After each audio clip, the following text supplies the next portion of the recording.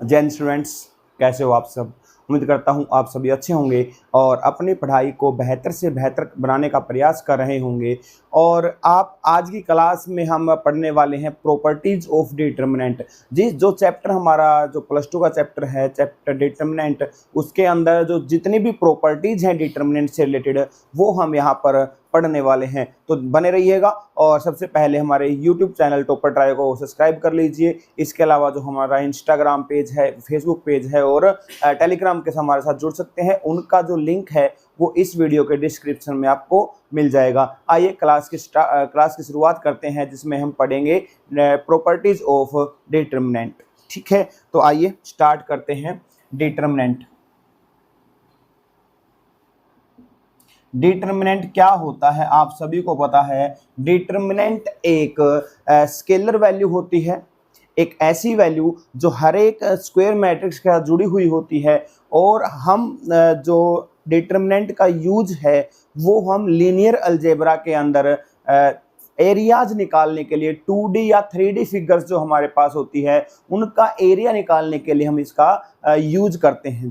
तो डिटर्मिनेंट क्या होता है आप सभी को पता है, आपने पढ़ा होगा, नहीं पढ़ा है तो कोई बात नहीं, हमने इसके जो चैप्टर है हमारा इस पर 3 से 4 वीडियो हमने अपलोड कर रखी हैं, वो आप यहाँ पर देख सकते हैं। तो डिटर्मिनेंट जो होता है वो क्या होता है, एक स्केलर वैल्यू होती है। स्केलर वैल्यू होती है जो हर एक स्क्वायर मैट्रिक्स के साथ जुड़ी हुई होती है और उस स्केलर वैल्यू आपकी यूनिक होती है। क्या होती है वो? यूनिक होती है। ठीक है, इसका यूज कहाँ करते हैं हम? एरिया निकालने के लिए। किसका एरिया? 2D या 3D फिगर्स का एरिया निकालने के लिए हम डिटर्मिनेंट का यूज करते हैं। कहाँ पर यूज करते हैं हम? लीनियर अलजेब्रा के अंदर। कहाँ पर? लीनियर अलजेब्रा के अंदर, जो हायर स्टडीज के अंदर यूज होता है। आपका मेनली एक चैप्टर, एक बुक आ जाती है लीनियर अलजेब्रा के नाम से, अलग से मैथमेटिक्स का पोर्शन बन जाता है ये। इसके बाद हमें पता है कि डिटर्मिनेंट जो है वो क्या होगा, या तो इक्वल टू 0 होगा या नॉट इक्वल टू 0 होगा। अगर इक्वल टू 0 हुआ तो उसको क्या बोलते हैं हम? स्केलर मैट्रिक्स बोलते हैं। ठीक है, क्या बोलते हैं? Singular matrix. सिंगुलर मैट्रिक्स बोलते हैं। और अगर नॉट इक्वल टू 0 है तो इसको बोलते हैं नॉन सिंगुलर मैट्रिक्स।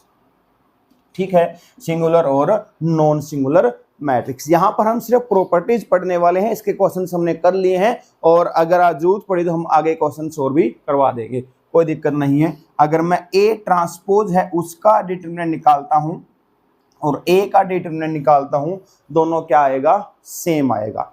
ठीक है, इसके बाद और क्या है, आप किसी भी रो या किसी भी कॉलम से एक्सपेंड करो, कॉलम से एक्सपेंड करोगे, ए जो डिटरमिनेंट है आपका, डिटरमिनेंट आपका सेम आएगा। ठीक है, किसी भी रो या किसी भी कॉलम से आप इसको एक्सपेंड करोगे, एरिया आपका सेम आएगा। इसके अलावा और क्या है? और है भाई, इसके बाद है माइनर। माइनर क्या होता है आप सभी को पता है। माइनर क्या होता है? अगर आपकी n क्रॉस n की एक मैट्रिक्स है, n क्रॉस n की एक मैट्रिक्स है, तो उसके अंदर n-1 क्रॉस n-1 के जितने भी डिटर्मिनेंट बनेंगे वो क्या होंगे? माइनर होंगे। और ये जो माइनर है हर एक एलिमेंट के लिए अलग अलग निकलता है। ठीक है, उसके बाद आता है कोफैक्टर। उसके बाद क्या आता है आपका? कोफैक्टर आता है। कोफैक्टर क्या होता है? कोफैक्टर होता है aij इज इक्वल टू -1 की power i plus j mij होता है। mij यहाँ पर क्या है? mij जो है वो आपका क्या है? माइनर है।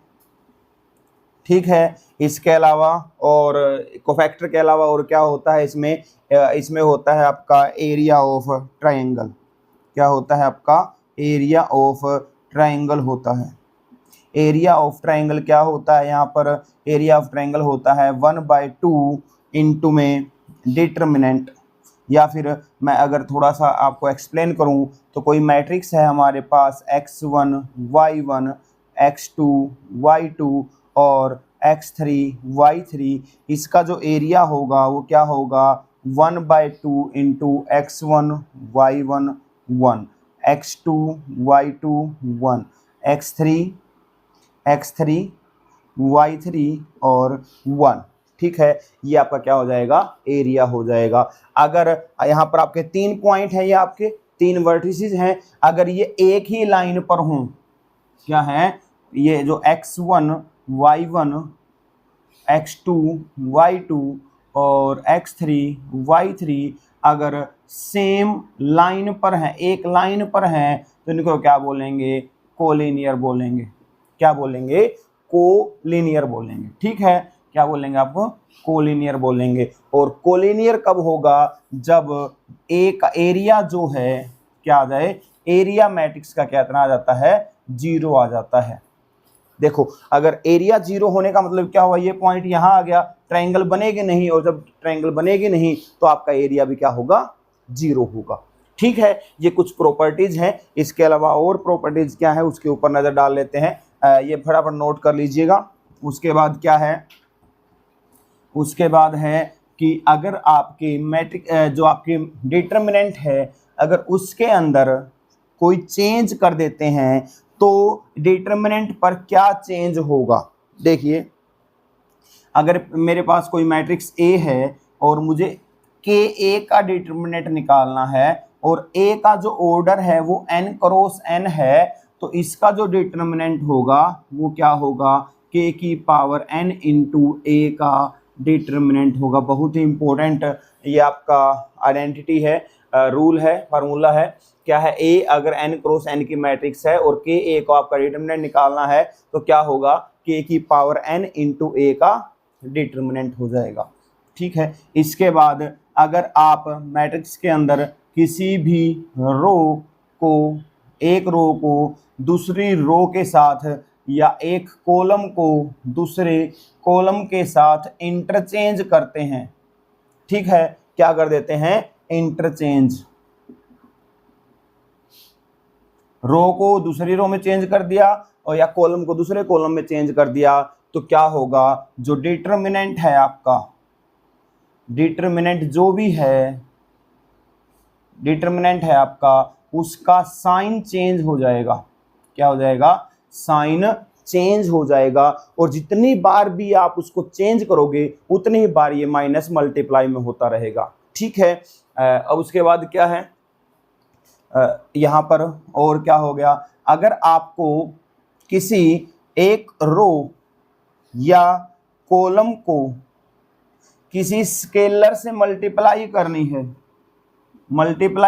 है, क्या करना है किसी रो या कॉलम को स्केलर से मल्टीप्लाई करनी है। जैसे अगर मैं ये बोलूं कि मेरे पास कोई ए डिटर्मिनेंट है 1 2 5 7 और इसको मैंने क्या कर दिया, इस जो कॉलम है उसको मल्टीप्लाई कर दिया 6 12 5 और 7, जो इसका जो डिटर्मिनेंट होगा और इसका जो डिटर्मिनेंट होगा वो क्या होगा, उतने टाइम क्या है डिटर्मिनेंट आपका मल्टीप्लाई हो जाएगा। जैसे मैं इसका देखूं तो 7 माइनस 10 कितना होगा, माइनस का 3 होगा, और यहाँ पर कितना हो जाएगा आपका 42 माइनस 60 कितना हो गया, माइनस का 18, 6 गुणा माइनस 3। आपने यहाँ पर इस रो को 6 से मल्टीप्लाई किया था, तो जो डिटर्मिनेंट है वो भी किससे मल्टीप्लाई हो गया, 6 से मल्टीप्लाई हो गया। ठीक है, इसके बाद क्या है, इसके बाद कुछ इम्पोर्टेंट हैं। क्या है, अगर आपकी मैट्रिक्स के डिटर्मिनेंट के अंदर कोई भी 2 रो या 2 कॉलम, क्या है 2 रो या 2 कॉलम आपके आइडेंटिकल हैं, तो डिटर्मिनेंट आपका 0 होगा। क्या होगा, एनी 2 रो और कॉलम आइडेंटिकल हैं। आइडेंटिकल मीन्स आपको पता होगा एक जैसे, अगर एक जैसे हैं तो डिटर्मिनेंट क्या होगा इसका 0 होगा, जो डिटर्मिनेंट आएगा वो आपका 0 होगा। अगर किसी एनी 2 रो या कॉलम अगर आपके सेम हैं तो डिटर्मिनेंट आपका 0 आएगा। क्या होगा, अगर आपका कोई भी दो रो इक्वल हैं तो डिटर्मिनेंट से 0 आएगा। इसके अलावा अगर आपके पास क्या है, ऑल एंट्रीज ऑफ ए रो या कॉलम, कोई भी एंट्री किसी भी मैट्रिक्स की जिसके अंदर एक रो और या कॉलम पूरी की पूरी 0 हो तो उसका डिटर्मिनेंट भी आपका 0 आएगा। ठीक है, ये हो गई हमारी प्रॉपर्टीज। किसकी हुई है? ये डिटर्मिनेंट की कुछ प्रॉपर्टीज हैं। इसके अलावा फिर क्या निकाल लेते हैं हम? एडजॉइंट निकालते हैं ना। क्या निकालते हैं? एडजॉइंट निकालते हैं। एडजॉइंट में क्या होता है? आपको कोफैक्टर निकालने होते हैं। फिर आपको क्या करना पड़ता है? कोफैक्टर मैट्रिक्स निकालते हैं। ठीक है, और कोफैक्टर मैट्रिक्स निकालने के बाद आप क्या करते हो? उसका ट्रांसपोज करते हो तो हमें क्या मिल जाता है? हमें मिल जाता है एडजॉइंट। ये पढ़ा था हमने। ठीक है, उसके बाद है क्या होगा? उसकी भी कुछ प्रॉपर्टीज थी। क्या होगा? एडजॉइंट ऑफ ए इंटू ए।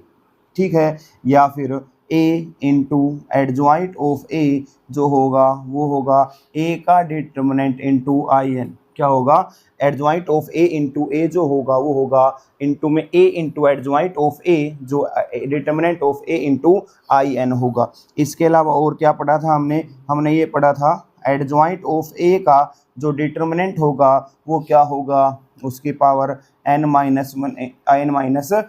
होगी। जो n होगा वो क्या होगा? आपका ऑर्डर ऑफ मैट्रिक्स होगा।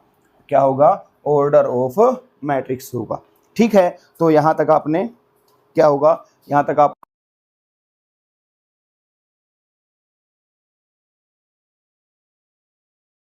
क्या होगा? अब आगे देखिए, आगे क्या है? कुछ और प्रॉपर्टीज हैं। क्या है प्रॉपर्टीज? अब इसमें और है क्या होगा? यहाँ पर कुछ और प्रॉपर्टीज हैं एडजॉइंट को लेकर के। एक दो प्रॉपर्टी और है, वो जल्दी से देख लेते हैं। क्या होगा? Adjoint of A into B. क्या होगा? ये आपका एडजॉइंट ऑफ बी इंटू में एडजॉइंट ऑफ ए हो जाएगा। ठीक है, इसके अलावा उसके बाद क्या है? इन्वर्स की बात आ जाती है। और आप सभी को पता है कि इन्वर्स क्या होता है? जब कोई दो मैट्रिक्स हैं ए बी, ठीक है, और उनकी मल्टीप्लाई आइडेंटिटी के इक्वल आ जाए और बी ए दोनों की आनी चाहिए। ए इंटू बी और बी इंटू ए आपका दोनों आइडेंटिटी के इक्वल आना चाहिए, तभी क्या होगा? ये आई एन के इक्वल होगा। तो हम ये बोलेंगे कि ए इनवर्स जो है वो बी के इक्वल है और बी इनवर्स है वो आपका ए के इक्वल होगा। इसके बाद और क्या है? ए इनवर्स निकालते कैसे हैं? वो क्या होगा? 1/a का डिटर्मिनेंट इंटू एडजॉइंट ऑफ ए। ठीक है, यही होगा। ये हमने इसका जो क्या प्रूफ था वो हमने पिछली वीडियो के अंदर किया था, आप वहाँ देख सकते हैं। उसके बाद क्या है? उसके बाद ये था कि ए बी का अगर हमें इन्वर्स करना है तो क्या होगा? बी इन्वर्स ए इन्वर्स हो जाएगा। ए बी का इन्वर्स क्या होगा? बी इन्वर्स ए इन्वर्स होगा। उसके बाद क्या था? अगर मैं बोलूं कि ए इन्वर्स का अगर इन्वर्स करना है, ए इन्वर्स का भी हमें इन्वर्स करना है तो वो क्या होगा? ए के इक्वल होगा। ठीक है, सिर्फ हम प्रॉपर्टीज कर रहे हैं तो यहाँ पर क्या होगा? अगर मैं ए ट्रांसपोज का इन्वर्स कर दूं या ए इन्वर्स का ट्रांसपोज करूं तो क्या आएगा? वो हमारा सेम आएगा। ठीक है, अगर ए ट्रांसपोज का इन्वर्स या फिर ए इन्वर्स का ट्रांसपोज करूं तो क्या आएगा? हमारा सेम आने वाला है। उसके बाद क्या होगा? अगर मुझे ए इन्वर्स का डिटर्मिनेंट निकालना है तो क्या करूंगा? डिटर्मिनेंट निकाल करके इन्वर्स कर दूंगा। इसका मतलब ये हुआ कि ये आपका 1/a का डिटर्मिनेंट आ जाएगा। ठीक है, उसके बाद क्या होगा? ये हमारी इन्वर्स की कुछ प्रॉपर्टीज थी। ठीक है, आपने इसको अच्छे से पढ़ भी लिया होगा। एक बार इसको अच्छे से रिवाइज कर लीजिए, देख लीजिए क्या क्या हमने लिखा है इस पर। उसके बाद हम आगे करते हैं क्या क्या होगा आगे। ठीक है, उसके बाद अगर हम देखें कि एडजॉइंट के हिसाब से, अगर मैं देखूं कि एडजॉइंट जो होता है वो क्या होगा?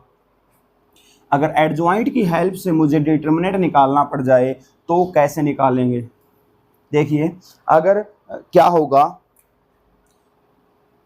अब देखो कोई भी क्या दे दिया मैंने, हमें क्या करना है, with the help of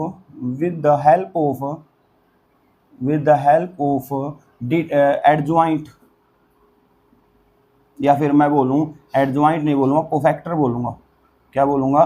cofactor. With the help of cofactors determinant कैसे फाइंड करेंगे, ये कैसे होगा? तो क्या होगा, आपको किसी भी कोई, ये डिटरमिनेंट है आपका, मैट्रिक्स है, तो आपको किसी भी रो, कंप्लीट रो है, उसके एलिमेंट दे देगा, और क्या होगा, उसी के हमें क्या दे देगा, कोफैक्टर भी दे देगा। ठीक है, मान लीजिए अगर मैं पहली रो की बात करूं, मुझे ये दे दिया 3 क्रॉस 3 की अगर बात करूंगा तो A11, A12, A13 दे दिया, और इसके साथ साथ इसी के हमने कोफैक्टर भी अगर उसने दे दिए, तो फिर क्या होगा, तो फिर कैसे हम इसका डिटरमिनेंट निकालेंगे? तो डिटरमिनेंट जो होगा वो क्या होगा, A11 इसी का क्या होगा, कोफैक्टर, प्लस A12 इसी का कोफैक्टर, A13 इसी का क्या हो जाएगा, कोफैक्टर हो जाएगा। अब इसकी जगह जो ये हमने फर्स्ट रो लिया है और फर्स्ट रो के कोफैक्टर लिए हैं, इसकी जगह हमें सेकंड रो के कोफैक्टर और एलिमेंट दे सकता है। इसके साथ साथ थर्ड रो के हमें एलिमेंट और कोफैक्टर दे सकता है। इसके साथ साथ अगर हमें इस जो हमने रो के हिसाब से दिए हैं उसी तरह से कॉलम भी दे सकता है, फर्स्ट कॉलम के एलिमेंट और उसी के कोफैक्टर सेकंड के, और फिर थर्ड के इसी तरह से दे सकता है। तो हमें ऐसे ही निकालना है। मान लीजिए हमें थर्ड जो कॉलम है हमारा, उसके एलिमेंट मिल जाते हैं, C13 हमें दे दिया, C23 हमें दे दिया, C का मतलब क्या हुआ है, कोफैक्टर लिख रहा हूँ, A लिखना पड़ेगा, स्टैंडर्ड नोटेशन हमारी। उसके बाद A33 है, और इसी के हमें एलिमेंट मिल जाएं तो हम पूरी मैट्रिक्स की ज़रूरत नहीं पड़ेगी, यहीं से हम डिटरमिनेंट निकाल देंगे। क्या होगा, A13 इसी का हमारा क्या हो जाएगा, कोफैक्टर, उसके बाद A23 इसी का हमारा कोफैक्टर हो जाएगा, और A33 और इसी तरह से क्या हो जाएगा, इसका भी हमारा कोफैक्टर हो जाएगा। ठीक है, ये जो क्वेश्चन है एनडीए के लिए बहुत ही बेनिफिशियल होने वाला है। आपको डायरेक्ट यहीं से पूछ लेगा कि आपको पूरी मैट्रिक्स ना दे करके ये छह जो क्वांटिटी है वो दे देगा, और आपसे डिटरमिनेंट पूछेगा क्या होगा। तो आपको इस टेक्निक का यूज करना है, इससे आप डिटरमिनेंट निकाल सकते हैं। उसके बाद हमारा रह गया सिस्टम ऑफ इक्वेशंस के अंदर क्या होगा। मैं उसका एक चार्ट बनाने वाला हूं, तो उसको कर लीजिएगा, आपके लिए बहुत ही बेनिफिशियल रहने वाला है। देखिए हमारी जो सिस्टम ऑफ इक्वेशंस की मैं बात करूं, तो सिस्टम ऑफ इक्वेशन, ठीक है, तो हमारा कैसा होगा, जो सिस्टम ऑफ इक्वेशन है वो हमारे दो तरीके की होती हैं। पहली होती है होमोजीनियस, क्या होती हैं, होमोजीनियस होती हैं, और दूसरी जो होती हैं वो आती हैं आपकी नॉन होमोजीनियस। क्या है, होमोजीनियस और नॉन होमोजीनियस। होमोजीनियस कौन सी होती है, जहां पर ax इज इक्वल टू 0 होता है ना, और यहाँ पर ये क्या होता है, ax is equal to b, और b आपका नॉट इक्वल टू 0 होगा। ये क्या होती है आपकी नॉन होमोजीनियस। अगर इसका सॉल्यूशन निकालेंगे तो सबसे पहले जो डिपेंड करेगा वो डिटरमिनेंट के ऊपर करेगा। ठीक है, यहाँ पर जो इम्पोर्टेंट रोल जो प्ले करेगा वो आपका डिटरमिनेंट करने वाला है। डिटरमिनेंट से ही हमें पता लगेगा कि आपके जो यहाँ पर सॉल्यूशन है वो इनफाइनाइट आएंगे, फाइनाइट आएंगे, यूनिक आएंगे, या नो सॉल्यूशन आएगा, वो यहाँ से हमें पता लगने वाला है। अगर आपका ए डिटरमिनेंट आपका नॉट इक्वल टू 0 है, इसका मतलब क्या होगा, आपका यूनिक सॉल्यूशन होगा। क्या होगा, आपका यूनिक सॉल्यूशन होगा। इसके साथ साथ जो सॉल्यूशन होगा आपका उसको क्या होगा, हमारा 0 होगा। सारी जो वेरिएबल है हमारे 0 होंगे। अगर आपका ए डिटरमिनेंट इक्वल टू, जो डिटरमिनेंट है आपका इक्वल टू 0 है, तो क्या होंगे यहाँ पर इनफाइनाइट सॉल्यूशन होंगे। इस बात को याद रख लोगे। ठीक है, होमोजेनियस अगर इक्वेशन है तो हमेशा आपका सॉल्यूशन एग्जिस्ट करेगा, जो इक्वेशंस हैं आपकी कंसिस्टेंट रहने वाली हैं। उसके बाद अगर आपका नॉन होमोजेनियस है तो क्या होगा, तो यहाँ पर होगा या तो डिटरमिनेंट आपका नॉट इक्वल टू 0 होगा, या डिटरमिनेंट इक्वल टू 0 होगा। अगर आपका डिटरमिनेंट नॉट इक्वल टू 0 हुआ तो तो आपका क्या होगा, यूनिक सॉल्यूशन होगा, यूनिक सॉल्यूशन होगा। और जो यूनिक सॉल्यूशन होगा वो क्या होगा, आपका x is equal to A inverse B होगा। ठीक है, x इज इक्वल टू क्या होगा, ए इनवर्स बी हो जाएगा। उसके बाद अगर आपका डिटर्मिनेंट इक्वल टू 0 है तो क्या करोगे आप, adjoint of a into B निकालोगे, या तो नोट इक्वल टू 0 होगा या क्या होगा, adjoint of a into B आपका इक्वल टू 0 होगा। अगर आपका नोट इक्वल टू 0 होगा तो क्या हो सकता है, आपका नो सॉल्यूशन, क्या होगा यहाँ पर, नो सॉल्यूशन। और यहाँ पर क्या होगा, आपका इनफाइनाइट सॉल्यूशन होंगे, क्या होंगे, इनफाइनाइट सॉल्यूशन होंगे। यहाँ पर ध्यान रखना कि adjoint of A not equal to, adjoint of A into B आपका नॉट इक्वल टू अगर 0 भी आ जाता है तो हो सकता है किसी केस के अंदर यहाँ पर इनफाइनाइट सॉल्यूशन भी आ जाएं। ये आपका डिपेंड करेगा इक्वेशंस पर। ठीक है, इस बात का भी ध्यान रखना है। तो ये हमारा जो है, जो हमारा सिस्टम ऑफ इक्वेशन है जो आपको बोर्ड पर दिखाई दे रहा है, उसको सोल्व करते हैं, कैसे करते हैं उसको एक बार देख लिया होगा आपने। उसके बाद क्या होगा, अगर आप देखें तो ए इनवर्स जो है वो एग्जिस्ट करेगा, कब एग्जिस्ट करेगा, ए इनवर्स जो है वो एग्जिस्ट करेगा, कब करेगा, कंडीशन है इफ एंड ओनली इफ।